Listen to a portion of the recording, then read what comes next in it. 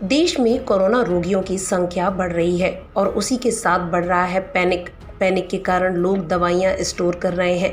इतना ही नहीं, oxygen cylinder घर पर जाकर रखे जा रहे हैं। लोगों को लगता है कि यदि मैं पहले ही ऑक्सीजन सिलेंडर घर पर रख लूँगा तो शायद आगे ज़रूरत पड़े तो परेशानी नहीं होगी, लेकिन ये सब गलत धारणाएं हैं। एम्स के डायरेक्टर डॉक्टर रणदीप गुलेरिया का ऐसा कहना है। उन्होंने कहा है कि जो भी कोविड पॉजिटिव आता है उसमें ये पैनिक हो जाता है कि कहीं मुझे बाद में ऑक्सीजन या अस्पताल में भर्ती होने की ज़रूरत पड़ी तो इससे पहले ही भर्ती हो जाता हूँ, जबकि उन्हें अस्पताल में भर्ती होने की ज़रूरत ही नहीं पड़ती। और पैनिक ही इसकी वजह है कि अस्पतालों में बहुत भीड़ है और जो वास्तविक मरीज है उसे इलाज नहीं मिल पाता है। डॉक्टर गुलेरिया ने कहा, पैनिक के कारण लोग घर पर दवाइयां स्टोर कर रहे हैं। इससे बाजार में जरूरी दवाइयों की बेवजह कमी हो रही है। कई लोग सोचते हैं कि कोरोना है तो पहले ही दिन से सारी दवाइयां लेना क्यों ना शुरू कर दी जाएं, जबकि इसके साइड इफ़ेक्ट्स ज़्यादा होते हैं।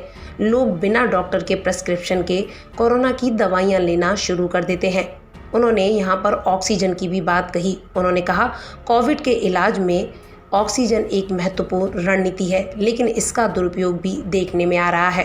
उन्होंने कहा, ऑक्सीजन सैचुरेशन की बात करें तो ऑक्सीमीटर के जरिए आज सब लोग इसे देख रहे हैं और समझ रहे हैं। यदि यह 90 से 100 के बीच है तो इससे हमें घबराना नहीं चाहिए।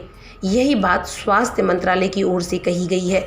स्वास्थ्य मंत्रालय के संयुक्त सचिव लव अग्रवाल ने कोविड-19 मरीजों से कहा है कि कई लोग भय के कारण अस्पताल के बिस्तरों पर कब्जा जमाए हुए हैं। कृपया डॉक्टर की सलाह पर ही भर्ती हों। सरकार की ओर से उन्होंने कोविड-19 मरीजों द्वारा जीवन रक्षक गैस की कमी का सामना करने के बीच कहा कि भारत के पास पर्याप्त मेडिकल ऑक्सीजन उपलब्ध है। चुनौती उन्हें अस्पतालों तक पहुंचाने की है। सरकार की ओर से अपील की गई है कि कोविड-19 की मौजूदा स्थिति से लोग घबराएं नहीं।